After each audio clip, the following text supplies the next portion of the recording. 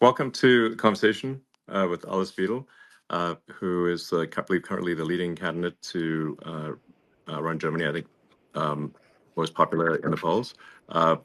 Welcome, Alice. Thank you for joining Spaces, and I look forward to this discussion. And perhaps we could start by outlining, if you could outline what AfD's platform is, what are the main things you're aiming for, where does Germany need change, and just to educate people who have never heard of AfD or AfD, if it would be German, and because a lot of people, especially in America, have never heard of AfD, so perhaps this would be very helpful. Okay. Thank you very much, Elon, for having me and to give this opportunity to openly speak about different matters. Let me just, can you hear me? I can, yes. Perfect. To start with, who we are. The AfD is the alternative for Germany. It is a relatively new party, founded 11 years ago during the course of the Euro problems. Unfortunately, I have to start when I shed some light on our party with the quite negative circumstances in Germany. Our country is a great country with highly motivated people, but our country has been governed not in a proper way within the last 20-25 years. We had the Angela Merkel administration for 16 years, and then the so-called traffic light coalition that imploded last year, and now we're heading elections. In my point of view, Angela Merkel, the first Green Chancellor, she ruined basically our country. She enforced, without asking the people, she enforced to open our borders for illegal immigration in 2015. She wrecked and destroyed our backbone in terms of obnoxious energy policy. For the foreign listeners here in this audience, Germany is the only industrial country that unplugged the nuclear power plant. So the aim of Angela Merkel was to enforce just solar and wind energy. And you don't need to be very smart to encounter that you cannot run an industrial country with just wind and solar, because you don't have any energy and electricity when the sun doesn't shine and when the wind doesn't blow. And this is a major problem. Yeah, I mean, obviously, I'm a big fan of solar energy, but clearly, if a country is at a very high latitude, then the amount of solar power in the winter is going to be substantially reduced. And then, of course, there's a significant difference in the day-night cycle of energy usage. So a lot of power can be done with solar and with large-scale grid energy batteries. But it must be supplemented with other forms of power because there's not a lot of sunshine in the middle of winter in Germany. So the solution obviously must be a multifaceted solution where there is certainly renewables, but also there does need to be some amount of fossil fuel energy and especially nuclear. I think nuclear is very much underrated. I think it was tragic for Germany to shut down the nuclear power plants. In fact, they're very well designed, and I think that the right move is, in fact, to increase the amount of nuclear power substantially in Germany. This would be great. And I think, yes, absolutely. Yeah. Mm-hmm. Yes, absolutely. So that was the reason why I wanted to shed some light on the current situation. So in order to form an opinion what our party stand for, because this is exactly what you said. We stand for a energy supply diversification. We cannot run a industrial country like Germany with a still strong manufacturing base. To tell you the truth, our manufacturing production, it peaked in 2018 and it plummeted since then due to high energy costs. And you cannot run a country like that. So therefore, we say, look, we need to be technology open, and we need to reinforce again nuclear power plants, because nuclear energy supply is carbon free, right? So Yes. therefore, we would also reduce our carbon footprint, which is obnoxiously very, very high. And this is the entire irony about it. So our governments, like the Angela Merkel government and the so-called ridiculous traffic light coalition, they enforced a green policy upon our country that doesn't work. Yeah. And we would like to go back to technology openness here. Yeah, I think that makes a lot of sense. I mean, my recommendation, and I've said this publicly before, is that Germany should not merely reopen the nuclear power plants, but substantially increase the power generation. In the same space, meaning without increasing the size of the nuclear power plant in any meaningful way, without increasing the amount of land area that it uses, you can dramatically increase the power output of a nuclear power station, because the actual core part of the power station is extremely tiny. People don't quite realize just how small the center core of a nuclear power plant is.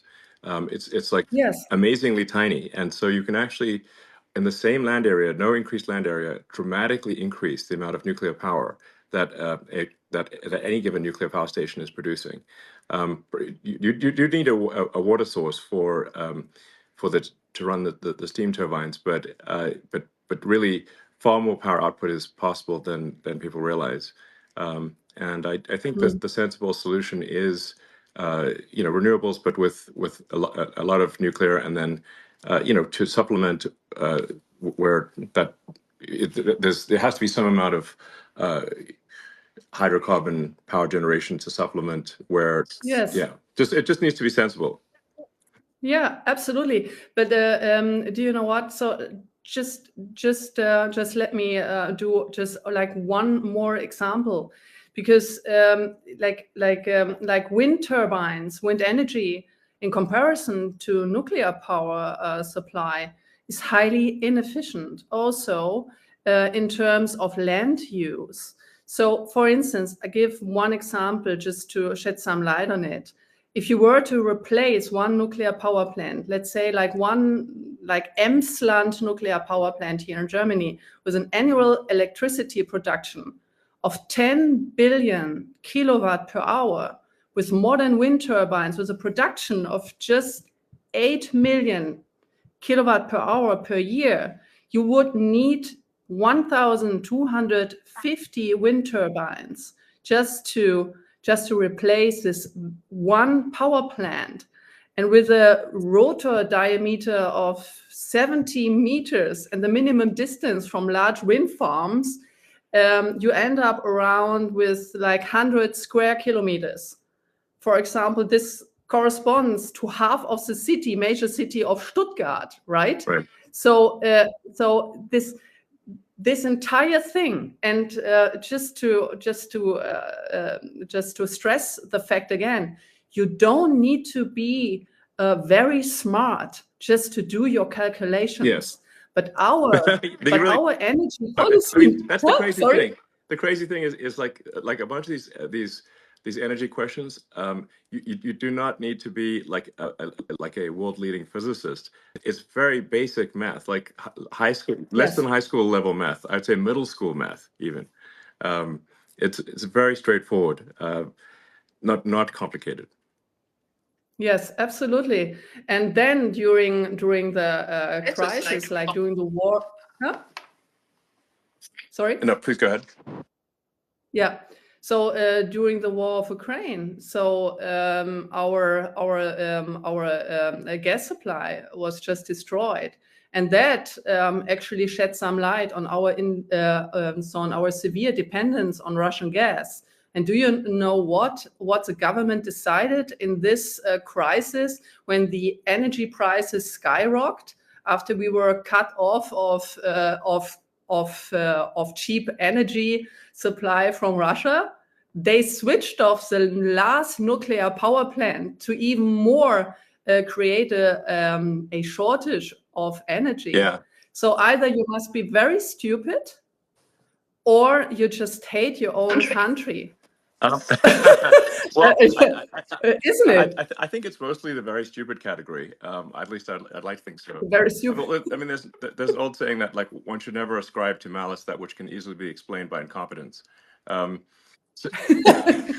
Yes, you're perfectly right. Now, so but yes, I actually, when I saw that Germany was turning off the power plants after being cut off from gas supplies, from Russia, I thought this is one of the craziest things I've ever seen. Just when Germany most needs electricity, yes. Germany is shutting down one of the best sources of electricity, which is nuclear power. Yes, crazy. And completely carbon free. Yeah, crazy. It's crazy. Yeah. So I guess to summarize the two main things that AfD is aiming for in terms of change is a sensible energy policy and sensible immigration policy. Yes, exactly. So, but actually even more. So we would like if I may continue a little bit, because now it's Elon, it's a complete new situation for me. That I just can have a normal conversation and I'm not interrupted or negatively framed, how that has been in the media the case in the last 10 years, which is completely ridiculous. So what we also stand for, since we are a conservative libertarian party, so at least we see ourselves like this, but we are extremely negatively framed as a so-called extremist party by the mainstream media. So we just say, look, we need to reduce bureaucracy. We need to free our firms, our companies, the individuals of this obnoxious bureaucratic conditions here. Do you know like how long it takes, how many days it takes to get a business permit in Germany? Just guess. As it turns out, I do, because we built. The big plan. We built a gigantic car factory, just near Berlin. So we had many challenges. I mean, this is, to be clear, like we actually had a lot of support, a lot of local support from the local government, from the national government, and despite all that support, just the sheer number of rules that the people in the government are required to follow is completely crazy. And we had to, I think it was 25,000 pages was our permit.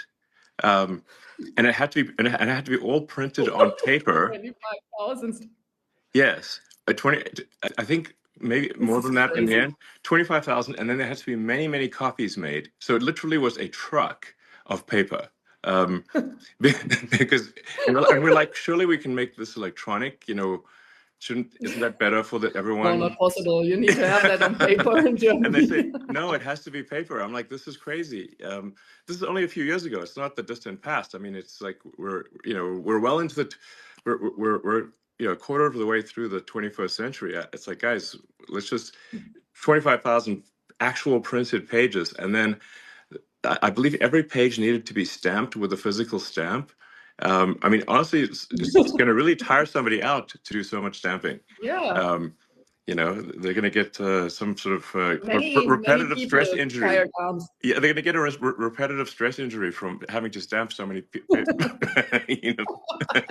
Stress injuries. It's like just send them to the hospital or something. I mean, that's too much. Yeah. So, Lack of paper. but I'm not trying to blame the sort of individuals who are doing this time, because they are just following the rules. So we have to change the rules, and there needs to be, I think, in my view, for all countries, but especially countries that have enjoyed prosperity for a long time, it is extremely important to have what I call sort of garbage collection of rules, which is to re-examine the rules and regulations. And make sure that they are clearly a net good, and if there's any doubt about them being a net good, we should eliminate them, because otherwise we get to this point where everything is illegal, and so it's just absolutely crazy. Absolutely. Absolutely. And it's not only about bureaucracy, it's also about taxes. Germany has the highest taxes. Yes. Of all OECD countries. So the normal German employee, he works more than half of a year for the state. You have to imagine that. You're right. Like with taxes plus Social Security. So more than half of the year you work for this dysfunctioning state, because like the state does not provide the vital provisions for the people here. So he doesn't provide for security. So we have like skyrocketing criminal rates here. Right. He doesn't care about education. So we have this same insane, wokish, leftish, socialist agenda in our educational system. So the young people, they don't learn anything in school, in university, etc. So they just learn about gender studies. Are you serious? And they just, yeah. No, really. I was under the impression that Germany had a pretty good education system that was quite rigorous with the gymnasium and all that sort of stuff. At least it used to at one point. Yes. So, but it sounds like this has I don't know, the woke mind virus has infected Germany quite badly. Yeah. So you have the international standard of PISA testing, right? So the PISA survey. Right. So Germany, like a couple of years ago, was okay scored. Okay. But now, so we just plummeted because the survey showed that young people are not able to properly do math or speak or write German. And in some states here in Germany, you have to imagine they just abolished the writing grades in terms to get the language grade, right? So you don't need to write German properly anymore because our entire educational system has been deteriorating. Wow. And that is also the reason, for instance, why young people, they vote for us now, because they want to have a proper education and they want to have back a proper educational system that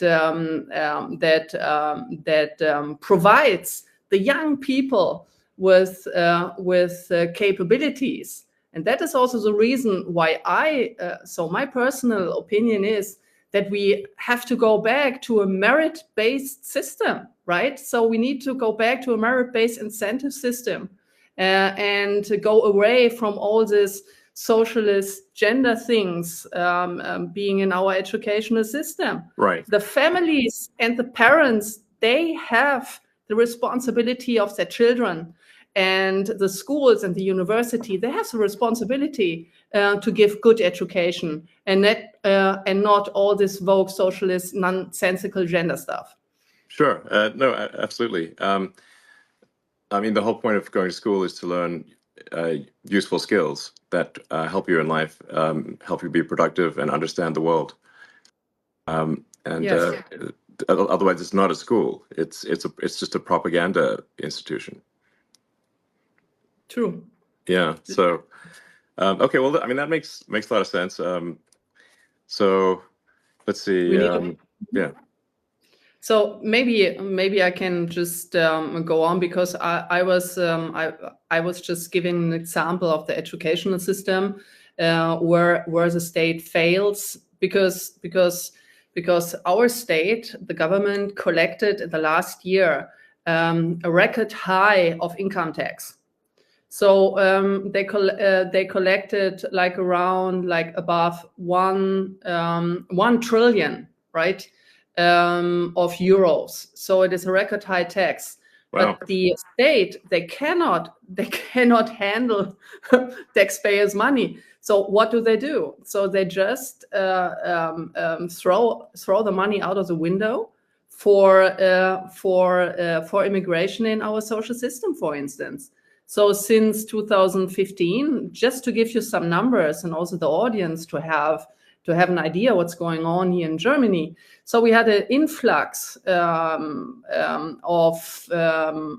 almost 7 million people, but these are the officially counted. So 7 million people? Wow, okay. 7 million people of influx since 2015 officially counted. Wow. And then because the people, they just another funny numbers. Our state allows people to throw away their passports before they cross our borders that are not protected and controlled. So 57%, almost 60% of the people coming into our country through an open border, they throw away their papers. Why do they do that? Because once entered our country, our funny country, with this funny immigration policy, they cannot be deported anymore. So that's the reason why. So our state, our government, like the Angela Merkel government and the last one, they proclaimed a policy that everyone can choose to cross our border to immigrate into our social security system and cannot be deported afterwards because they threw away their passports. This is crazy. Like how insane is that? Well, it is very insane, but that's exactly what's happened in the U.S. I mean, clearly there's a sort of a sort of a far left agenda that's being pushed throughout Western civilization, any place they can go, because the exact same thing was done in the U.S. where and now they're sort of calling people illegal immigrants. They call them undocumented, and the reason they're undocumented is because they threw away their passport, just like you're talking about. In fact, if you, on the Mexican side of the border in the U.S., there's a giant pile of discarded passports and driver's licenses, like a huge pile. Unbelievable. Because it's actually worse to come in with a passport than to come in with nothing. And then, just like in Germany, the Democrat government then gives massive amounts of money and support to what they call undocumented. But if they're undocumented, we actually have no idea if they are a murderer, rapist. We have no idea because they have no documents, so we can't actually tell. And so as a result, there's been a massive influx of criminals into the U.S. And frankly, I'm wondering what's taking criminals so long to come here. I mean, this is America's a target-rich environment. It's you can in America. It's so easy to steal things in these wealthy neighborhoods. It's like the only thing that is going to slow down how much you can steal is if your back hurts from carrying out all the goods. You know, it's like because you're just like you're not a robber. You're just a moving company. It seems like all the world's criminals should just come to America on that basis, because it's it's much easier to be a career criminal in America than it is in other countries where there's not that much to steal.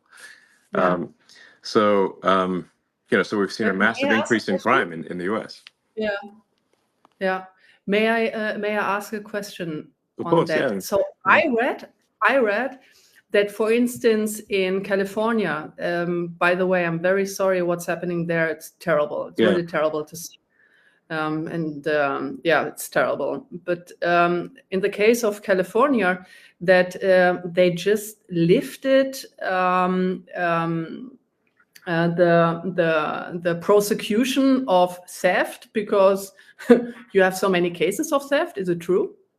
Yes. The de facto situation in California is that theft is almost never prosecuted. It's maybe 1 or 2, maybe 1% of the time is theft prosecuted, and even when it is prosecuted, the criminals are let out on bail immediately. So basically, theft is legal in California. It's crazy. It's crazy. Yeah. Now there was recently a referendum in California to make stealing illegal again, which was and actually that was a very popular, and it passed. Because it was actually literally legal to steal anything under $1,000, which means people could just walk into a store at $1,000 at a time and take out anything they want. And if the storekeeper stopped them, the storekeeper would be arrested.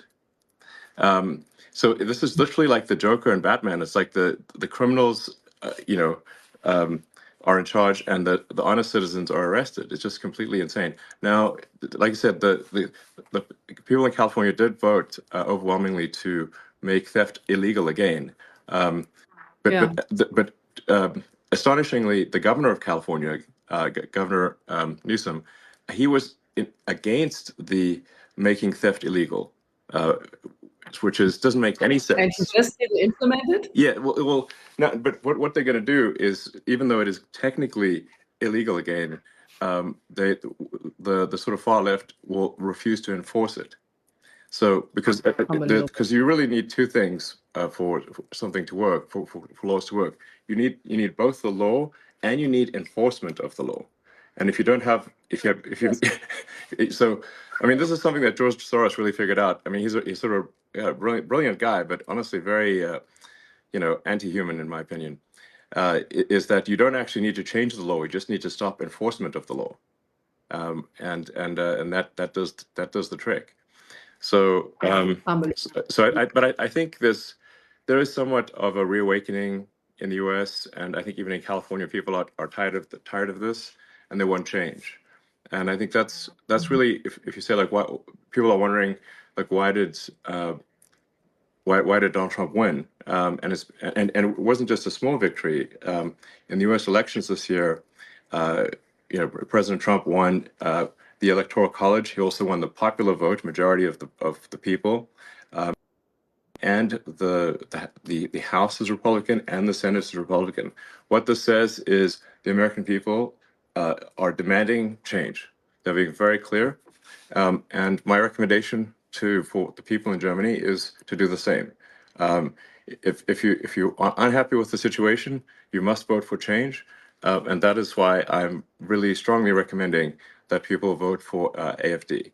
That's my strong recommendation, and I think this is simply the sensible move, and I think Alice Beadle's a very, very reasonable person, and hopefully people can tell just from this conversation, like nothing outrageous is being proposed, just common sense. So, in fact, I, as I've said publicly, I think only AfD can save Germany. And I just want to be very clear about that. Only AfD can save Germany. End of story. And people really need to get behind AfD, and otherwise things are going to get very, very much worse in Germany. Yes, because you rightly said, there is a difference of making a law and then enforcing it. So now we have the situation in Germany where you have, on the one hand, you have the AfD, and on the other hand, what's so-called the Uniparty, right? Yeah. The Uniparty consisting of all the others, because they stick together, and no matter what they say, they're not able to implement, to enforce the promises they're doing in every election, especially the Angela Merkel party. Do you know that the chancellor candidate, so my running mate of the Christ Democratic Party, that it's wrongly labeled, for instance, by The Economist as a center-right party. So in my opinion, it's a leftish green party. But anyway, Angela Merkel was the first green chancellor we had here. So what he did is that he, by the way, just talking about interference, so I just look it up here. he called your interests, so your interests in German politics, pushy and presumptuous. Yeah. And What does he say about George yeah. Soros? Yeah, exactly. And Bill Gates. Yeah, Bill So Gates, exactly. that was not a problem. Yeah. When Bill Gates actually tried to sell his mRNA vaccination and not mentioning all the huge side effects on people's health, and no one takes responsibility about that, and the entire bluff and scam of wearing a mask, right? So it's unbelievable. And also that candidate of the Christ Democrats, like Friedrich Merz, he warned the world about the consequences of voting for Donald Trump in October last year. Right. So so far for like foreign interferences, right? Exactly. So it's unbelievable. It's really unbelievable, like how Donald Trump was treated by German media and German politicians during his election campaign. It was unbelievable. And I mentioned that before in a Bloomberg interview. It created, for me, it created physical pain to see that, how he was disparaged, like, and his entire family. So, yeah, so I feel very sorry for these people. Just like, saying negative things, and now while we talk, 150 bureaucrats of the European Union are watching us, our conversation, to enforce this ridiculous Digital Services Act that is nothing else than a censorship on free speech. But free speech, right? Yes. It's and you said it, free speech is a precondition of democracy. Yeah. If you are not able to form a proper opinion and exchange opinions and ideas, and a democracy should be a competition of the best ideas, right? Absolutely. And the compromises. Yes, Yeah, exactly. Without freedom of speech, people are obviously not able to say what they want to say, and then they cannot make an informed vote. So if people are simply fed propaganda and have no access to what's really going on, then they can't make an informed vote, and then you don't have a real democracy. So that's why I say, free speech is the bedrock of democracy. There must be free speech in order for people to make an informed vote. So that's essential. And you can sort of, it's actually quite easy to tell who the bad guys are. It's like, who wants to shut down freedom of speech? They are the bad guys. It's very clear. Yes. And do you know what Adolf Hitler did? The first thing, he switched off free speech. Yes. So he controlled the media, and without that, he would have never been successul. Yes, exactly. Never been successful. Yes, But absolutely. this is what you do. Yeah, no, exactly. That was one of the first things he did was to control the media, and imposed extreme censorship. And really what he was trying to do was shut down any pro-Semitic media. Anything pro-Semitic or any defense of the Jewish people was shut down. So we have to, like, very few, for those who want censorship, I think they should be careful what they ask for, because once you institute censorship, it's only a matter of time before that censorship is turned on you, and eventually they will censor you, and that's the danger. Because people love to censor things they don't agree with, but they don't realize that one day that censorship is going to be turned on them. So absolutely. Yeah. So I mean, you mentioned, of course, Hitler and whatnot. Now, there's a lot of the media wants to portray AfD as far right, as somehow associated with Nazism or something like that. Perhaps you could address that concern, because people, when they hear sort of right wing in Germany, they naturally have a bit of a negative reaction. Yes, thank you for the question. First of all, I would like to, since I'm a economist, I would like to shed some light on the idea, when we talk about Hitler, on the idea of the National Socialists. Back then, during the Third Reich, the National Socialists, as the word says, they were socialists. Yeah, Adolf very much Hitler so. considered, yeah. They nationalized industries like crazy. Yes, absolutely. He Yeah. was a communist, and he considered himself as a socialist. So what they did, they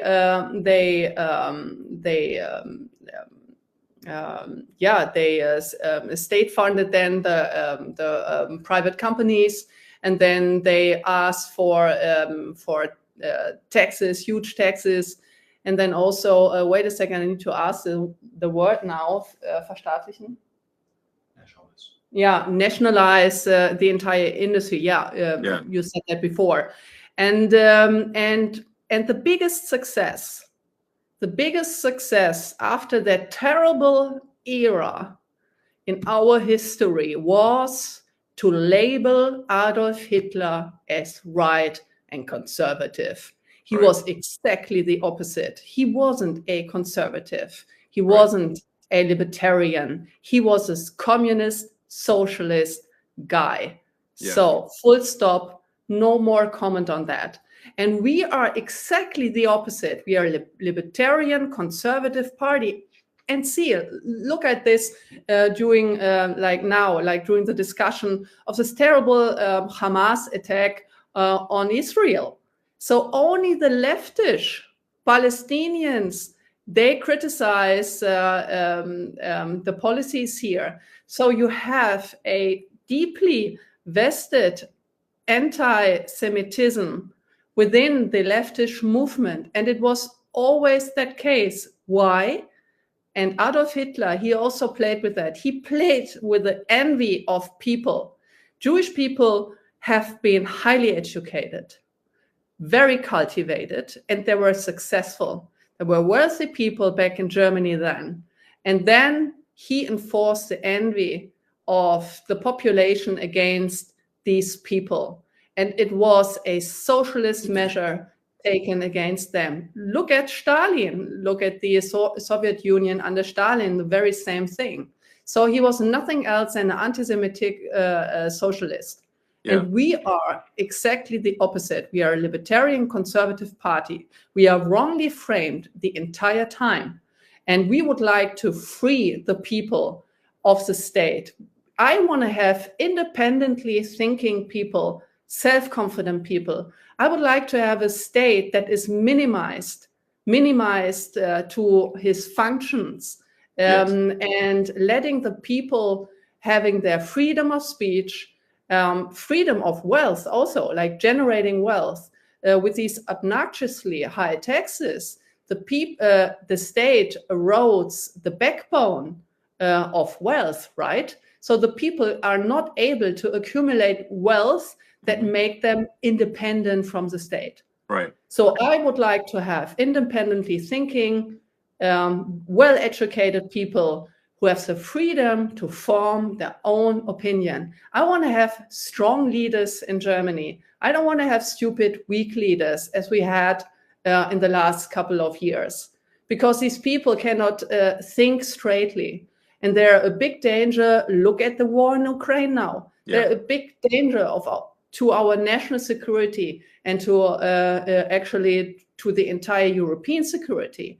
This is also my hope in Donald Trump and in your administration, that you end that terrible war, this worthless dying of young people every day, like as fast as you can, because the Europeans, they cannot. They actually given up on everything, like on a good military, on a good negotiation power. They completely depend on the US in the sense of, the USA need to do the entire job. We don't need to do anything.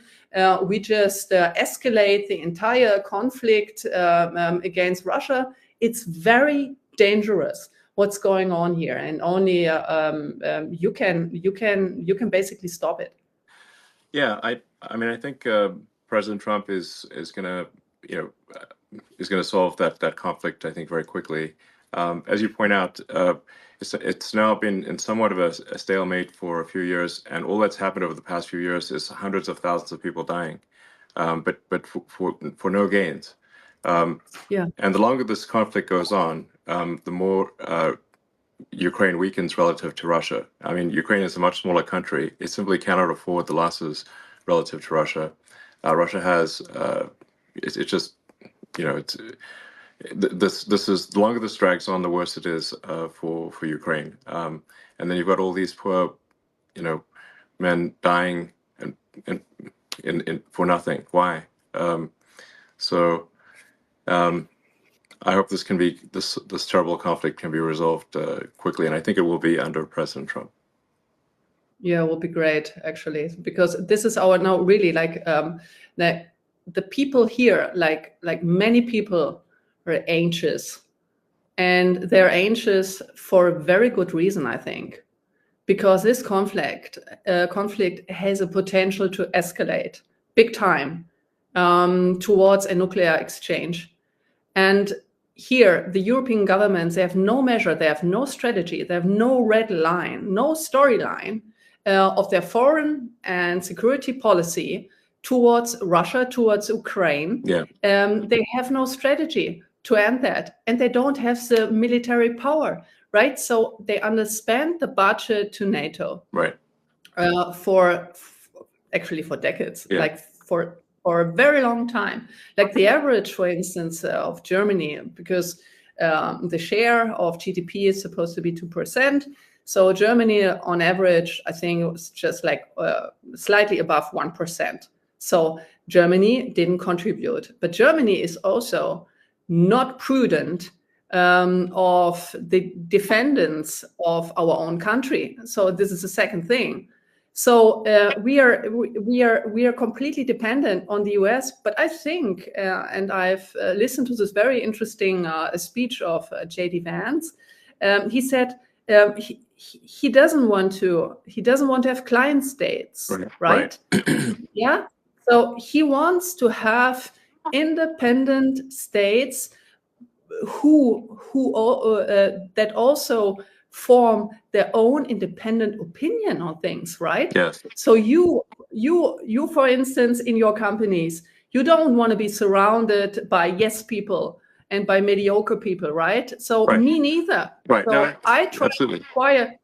Yeah. So I try to to have the best people in my team, and these best people, they have the task to criticize me every day. And I don't want to have yes sayers, right? Yes. Because you cannot learn. Yes. So you have no mistake correction. Sorry, I just said yes. Yes. yes. Yes. Yes. Yes, people. No, but it's so. But no, it's no, so yes, important. No.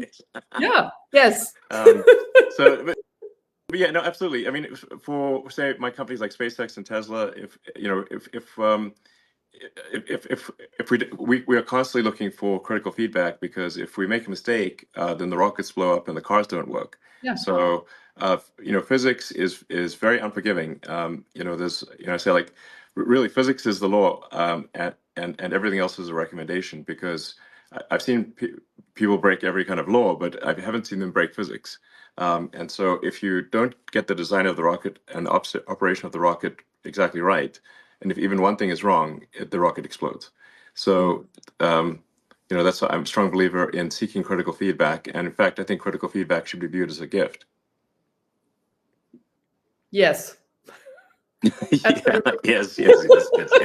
Yes. So no. But just to continue on that topic. So if you don't have that feedback loop, so your rocket may explode, right? But here in this critical phase of this terrible war in the Ukraine, many people may die due to these stupid policies that have many been people made. have died. Yeah, indeed. Yeah. So, well, I mean, let's sort of touch on some maybe potential what people may view as hot button issues. Like, what are your views on Israel? Oh, very complicated. Okay, The more well, we have no, time. So. no, really, like the more I read about the Middle East and the situation in Israel, the more complicated it gets. And Yes. to be honest, I wanted to ask you about a potential solution because, to be honest, like in my humble opinion, I don't see a solution. So maybe Israel have to find some alliances with the Sunni states, maybe if possible. Yeah, to be honest, from my point of view, like from my perspective, it's a very complicated situation, and I don't, I'm not this person. I'm not a politician. If you ask a question that I do this blah blah blah. Sure. I really say what I think to do honest politics. And to be honest, I don't know. To be very frank, I don't know how to solve the conflict at this point in time. And I hope maybe you have an answer on that.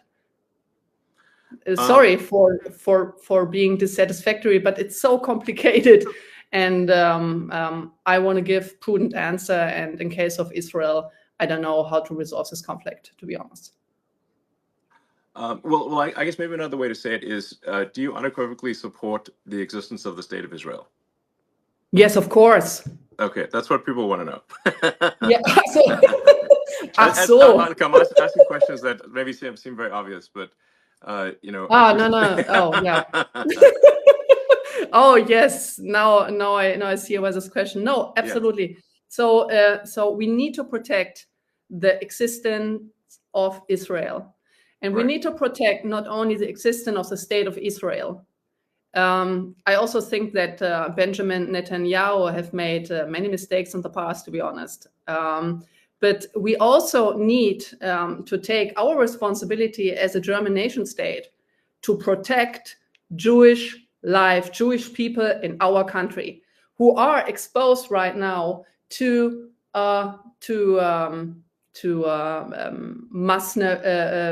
Muslim crime, right? So they are not safe here anymore. So I don't know if you saw some videos here of the streets of Berlin. I'm right now in my office in Berlin, but like with all these demonstrations of the Palestinians here, well, a Jew could not walk through the street anymore, right? And we have a huge potential of anti-Semitic crime against the Jewish people.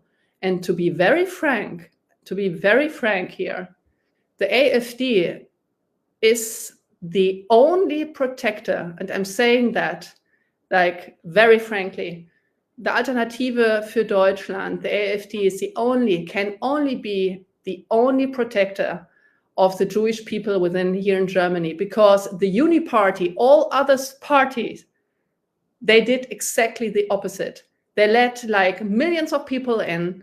They let them do crimes on our streets, like the crime rate are skyrocketing.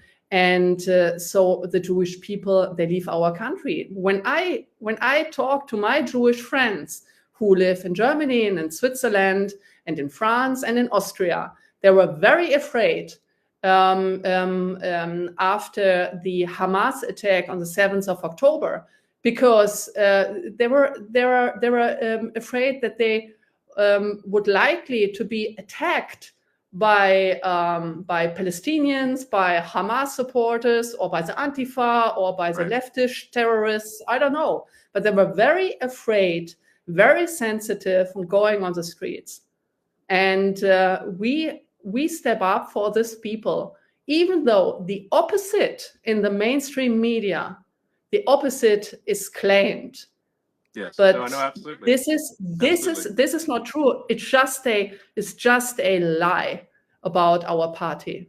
Yes, I think that's what I wanted to just make it clear that that AfD is being massively misrepresented, especially in the Western media. So yeah, and you know, and no, obviously I very much support the state of Israel, but I mean I also believe that we want to be mindful and have empathy for civilians who are dying as well. When I've had conversations with Prime Minister Netanyahu, and I think we're largely agreed. I mean, there's three steps, which is like there's no choice but to eliminate those who wish to eliminate the state of Israel. Hamas essentially, but then and then the second step is to fix the education so that the Palestinians are not trained from when they are children to hate and want the death of Israel. So you've got to fix the education system, and then the third thing, which is also very important, is to make the Palestinian areas prosperous. This third step is very important, and this is maybe the hardest step, which is, but you have to have that third step. You have to bring prosperity. You have to help rebuild, and you have to bring prosperity. And I've had this conversation with many people in Israel. I said that third step is essential. And they've asked me, well, when has this worked? And I'm like, well, I'll give you a very big example. After World War I, the Treaty of Versailles was extremely unfair to Germany, and it created a massive amount of resentment. And the Treaty of Versailles laid the foundation with its extreme reparations laid the foundation for World War II. Without the Treaty of Versailles, Hitler would not have succeeded. Yes, true. Yes, and then, but if you look at so then the lesson was learned. So then after World War II, when Germany and Japan were defeated, the U.S. actually helped rebuild Japan and Germany, providing financial support to rebuild Japan and Germany, and now Japan and Germany are allies. And this is a very important and fundamental lesson of history. Yes, you're absolutely right. When after the Hamas attack, I just opened Google Maps to have a look. Okay, what is the geographic situation there? And when you see the Gaza Strip, right? It's a Gaza Strip which is just locked in, with no resources and not even water supplies. So there can be cut off a water supply and other supplies, just like instantaneously. And this construction also like just having a look like from a geographic perspective, you don't need to be very smart that this is not going to work out. And to make this area wealthy with specific measure being taken, it's a very vital first step. Yeah, I think it's essential, and it requires overriding the natural human instinct for reciprocity, which is that to basically an eye for an eye. But the problem with that, an eye for an eye, is that if you keep doing that, an eye for an eye, as the saying goes, an eye for an eye makes everyone blind. That's why I think there's great wisdom to forgiveness. You need both strength and forgiveness. But this is the only way to stop the endless cycle of violence. It's a very nice sentence. Like the eye for an eye makes everyone blind. Yeah, exactly. So, so hopefully that can be the future. That's the best future I can think of. I think there's not some other future that works. So how about, may I ask you another question, because we just jumped topics. What is your point of view? We stopped that your administration will end the war in Ukraine very swiftly. But what is your perspective on the instruments and measures that could be taken? So, would you like to talk about it? Can you talk about it a little bit? So, what we could expect? Yeah. Well, this, to be clear, I mean, this is up to President Trump. You know, he is the commander-in-chief, and so it's really, you know, up to him. So I don't want to speak for him. So, but I you know, I do think that there is a path here to a resolution, and but it does require strong leadership in the United States in order to get this done. Yeah. So, yeah, but I'm confident that it can be done. Okay. And I do think it's possible to have peace in the Middle East as well.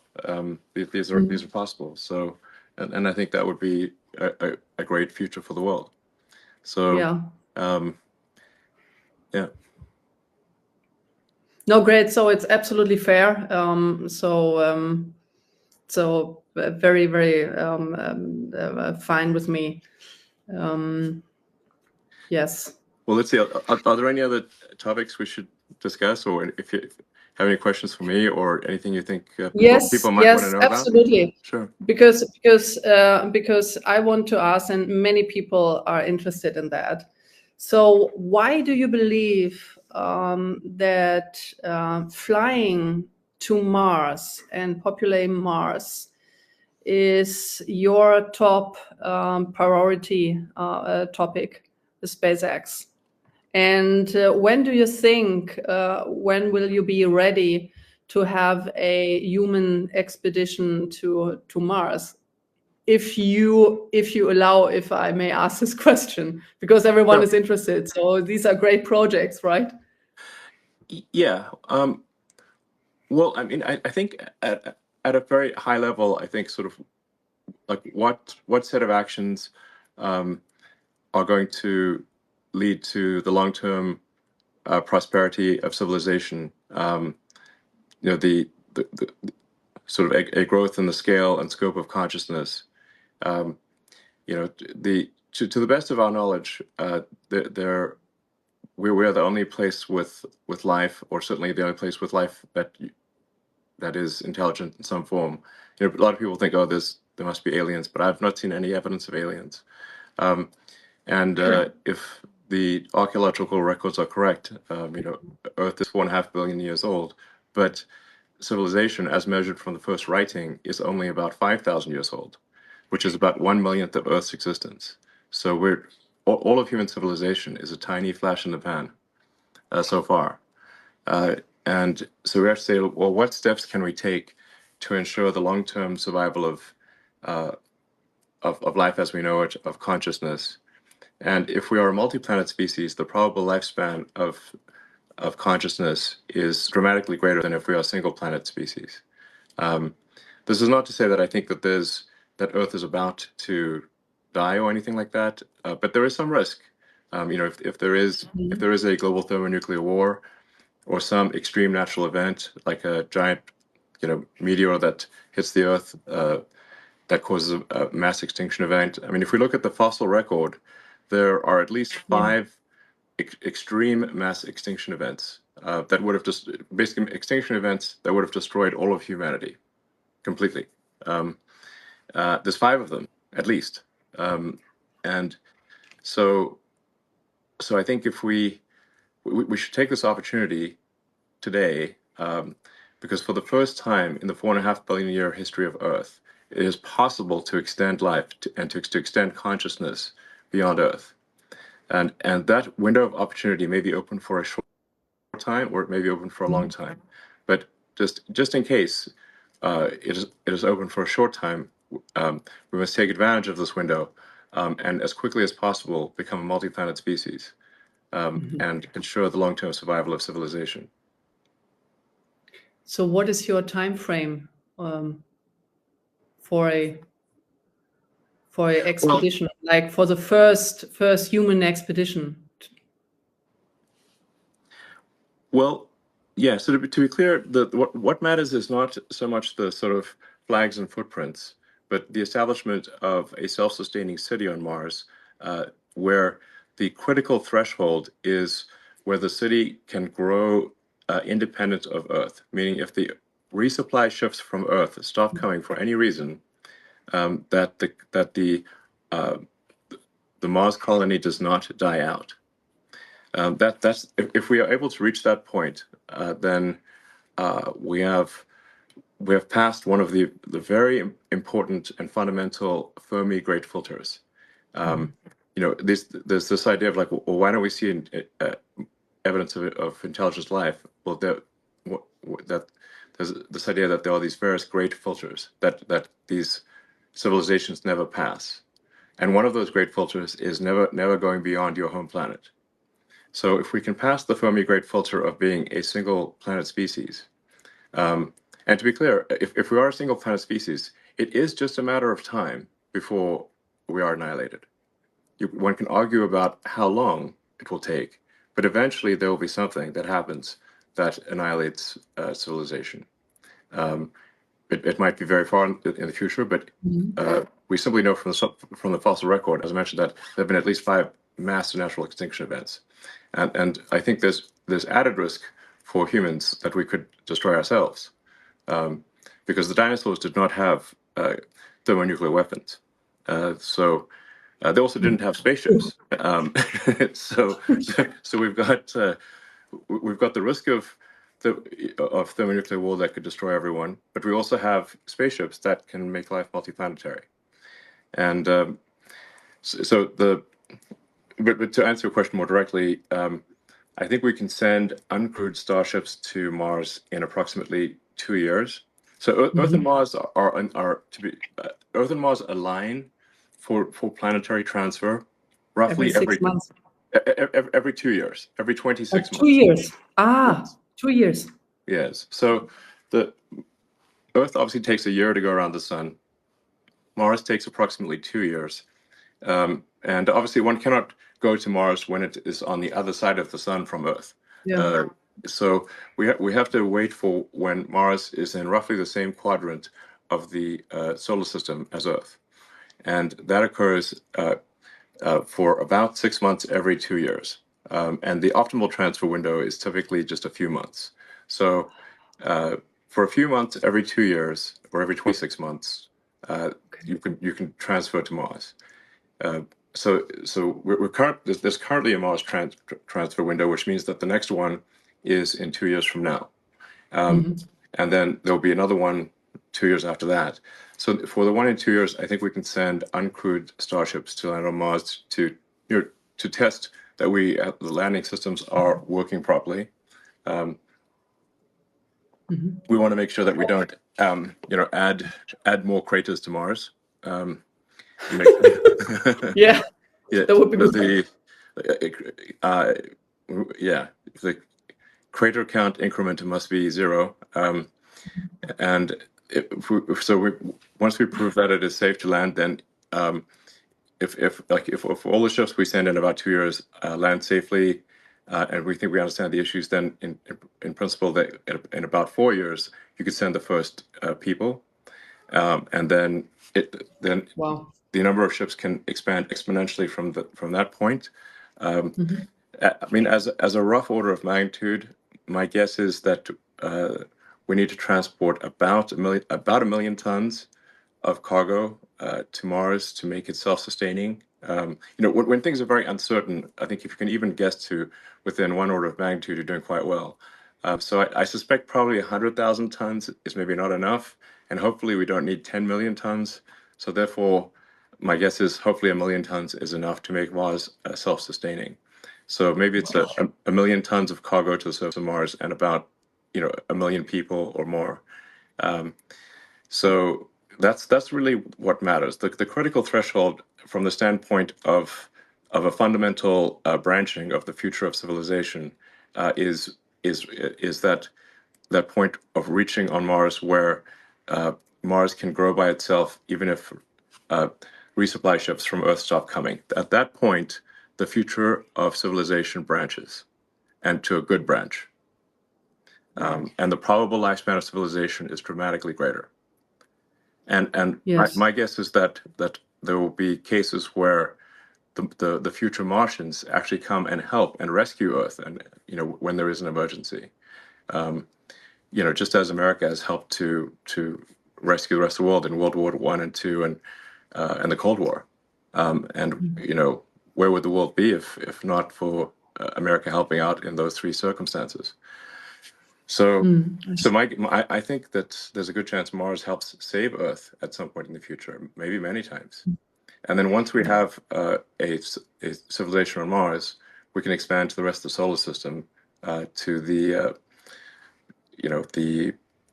larger asteroids like Ceres, maybe to the moons of Jupiter and Saturn and beyond, at least through the rest of the solar system. And then, and then we go from being hopefully a multi-planet civilization to, at some point, a multi-stellar civilization, and we're out there among the stars. And then we can try to find out what is the nature of the universe. Perhaps when we go to and visit these faraway star systems, we will discover the remains of long dead alien civilizations. I think that would be incredibly interesting, but for sure it will greatly improve our understanding of the nature of the universe, dramatically. Absolutely. Yes. So and things that like the time scales are just remarkable to think about. Physics suggests that the universe is about 13.8 billion years old. Even the elements in our body that aren't hydrogen,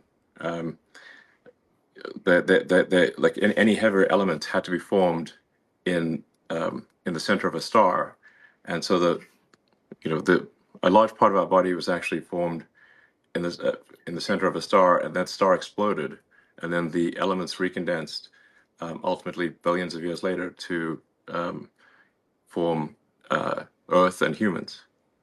So when you think about these timescales, they're really remarkable to think about. But a civilization that lasted 1 million years. So our civilization, like I said, I think a good metric for saying when does a civilization start, I think, is maybe writing. If you're going to pick anything, I'd pick that. That's only 5,000 years ago. So for a civilization to, like, let's say, last an incremental 1 million years, that's an enormous amount of time as compared to the length of human civilization, but it's very small compared to the age of the universe. You'd have to go 3 digits past the decimal point of 13.8 billion years just to increment 1 million years. So I think we may find when we go out there and explore these star systems that there were alien civilizations. Maybe they lasted for millions of years, much longer than we've lasted. And I think any civilization that can last 1 million years is going to be in the Hall of Fame. That's an incredibly long time. Anyway, and I think as for humanity, we don't want to be one of those lame one-planet civilizations. Like, any self-respecting civilization should have at least 2 planets. So that's what we should aim for. Wow. If you so you just said that the human body comprises of elements of an exploded and then reordered elements, right? So do you think that this coincidentally happened, or do you believe in God? I'm just curious. Because many people say, okay, this cannot have been a coincidence, that cannot, right? So it just could have been God. So do you believe in God? Well, I'm open to believing in things proportionate to the information that I receive. So I guess I have sort of a physics view of reality, which is, I guess I'm trying to understand the universe as much as possible to understand what's going on. I'm certainly open to the idea of God. And if you say like, well, where did the universe come from? How is it created? What, I suppose there would be some entity that you could call God. I don't know. But that's a separate question from, say, is there some entity that is observing our daily actions and rendering a moral verdict on what we do from day to day?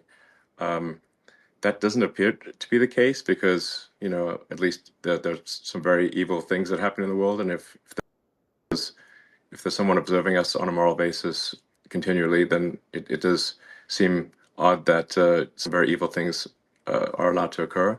But maybe that is the case. I don't know. I try to form my opinions based on what I learn, and as I learn more, I aspire to change my views to match what I learn. Yeah, same here. To be honest, I'm still on a search.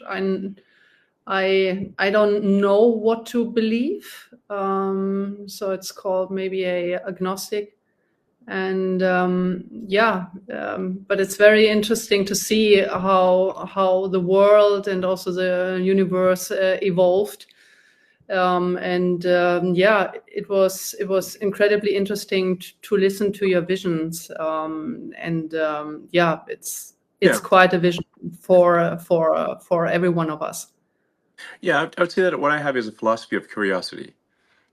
So I'm curious about the nature of the universe, and I would say I subscribe to the Douglas Adams school of philosophy that was described in The Hitchhiker's Guide to the Galaxy.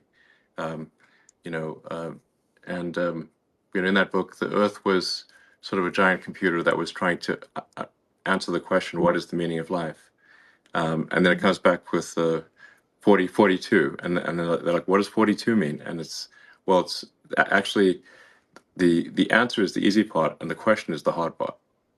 That was actually quite an illuminating thing for me, because I had a sort of an existential crisis when I was, I don't know, 12 or 13, about the meaning of life. And I read many of the religious texts and the books on philosophy. It's like reading Schopenhauer, Nietzsche, and whatnot, which is a bit depressing if you're to read as a child. Ultimately, why? Well, why? They're a bit negative. At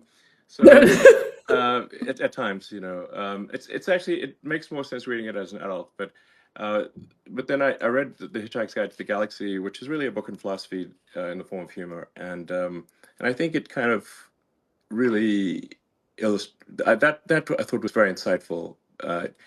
That we should basically try to understand the nature of the universe, and in fact understand even what questions to ask about the answer that is the universe. And so that led me to conclude that we should aspire to expand the scope and scale of consciousness, so that we're better able to know what questions to ask about the answer that is the universe. So we should just seem to take the set of actions that lead to a greater understanding of the universe. Wonderful. Actually, these are perfect last words, to be honest, for our conversation, because I don't know right now, like what to continue, because because these words are so beautiful. So I would just like screw it up, and it was wonderful. It was wonderful talking to you, and listening to your views of mankind, and also to have an idea of your vision. It's very visionary, and Well, thank you so much. Well, it's been a pleasure speaking, and I hope people listen to this conversation and find it helpful. All right. Thanks, everyone. Thank you, Bye, everyone. Thank you, Elon. Bye. Thanks.